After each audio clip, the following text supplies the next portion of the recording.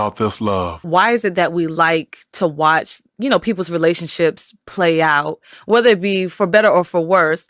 And when it gets worse, like when there's a divorce, when there's a breakup, why do we feel so strongly tied to them to where it's like, oh my God, why'd they break up? Like it's to the point where we lose our hope in love and our hope in relationships because it's like we looked up to them. The more I thought about it, I started to think about how the relationships that are in our lives and how we look up to those relationships. Yeah.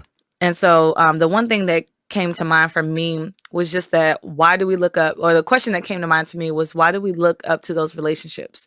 What I was thinking about was, well, because I hadn't seen anything like that, in my life growing up, like any healthy marriages. I mean, I've seen marriages, but I wasn't close enough. I wasn't in the mix of things to know like, oh, well, how did you overcome this? Or how did you overcome that obstacle? And so I feel like we don't get a lot of that transparency.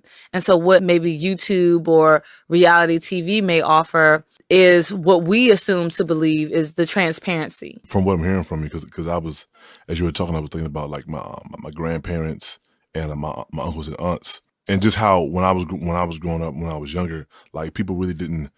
Well, first of all, there wasn't really a social media, but people really didn't display the relationships on display, like kind of like you see on social media. So I guess my question to you is, do you feel like there's a lack of people being transparent with their family, or the ones who are getting in relationships in their family, maybe the younger man or the younger woman, and not really explaining to them the intricacies of relationships, and maybe that's why the YouTube relationships are kind of filling that missing void or that missing piece that they're not getting, I guess, from a natural person in person type of advice. Yeah, actually, that's a good point you're making. Yeah, so I do believe that. I mean, because I just think about myself and why just the different things that I started watching on YouTube. It started off as very educational, informative. I went to YouTube a lot in the beginning stages of YouTube. I went to YouTube for a lot of hair videos. So that was educational, right? Mm-hmm. But then there was this surge of like the influencer, the family vlogger. And I didn't start getting into that until I started to become a family.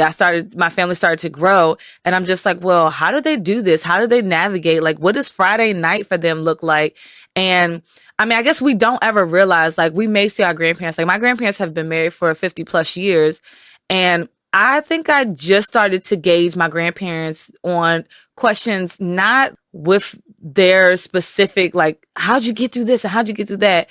But just like, hey, so y'all go on dates? Or, you know what I'm saying? Like my grandmother, for example, I would go to her for not necessarily relationship advice, but more so asking her about like her childhood or her upbringing, more than what she's told me. And like, well, and not even like, oh, I know that event happened. So a lot of times I feel like with our family, we know that events happen, we might even be a part of that event happening, but I don't think that we feel so familiar with them that we don't ever take the time to ask, how'd you feel about that? How'd you overcome that?